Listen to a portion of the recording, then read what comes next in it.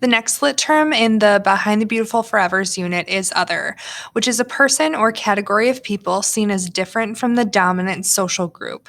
And almost any ideology involves the classification of some group as the other, and this is usually by virtue of race, class, gender, sexuality, or other characteristic. Um, Almost always, this results in the marginalization and oppression and discrimination of that group. So the example I chose is from the prologue, and it's been referenced a couple times in our unit so far. It says, "Everything around us is roses, and we're the shit in between."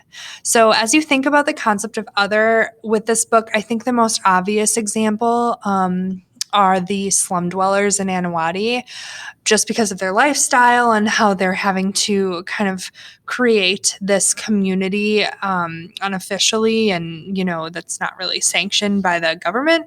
Um, but to kind of add a layer of complexity to your understanding of other, I urge you to think about point of view and not only consider the dominant social group and who they would consider the other, but think of any particular character in the book and think with their lens, and then consider, okay, who is the other from that character's point of view? If you're Abdul, who's the point of view, or who's the other? Sorry.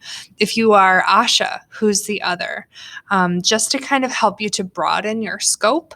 But just know, like, the technical definition asks you to think from the point of view of the dominant social group, and then look at who might be the other by virtue, as it says in the definition, of race, class, gender, sexuality, or other characteristic. So anyway, other is a really interesting thing to look at. And in my opinion, with this book in particular, totally has to do with the point of view of each character.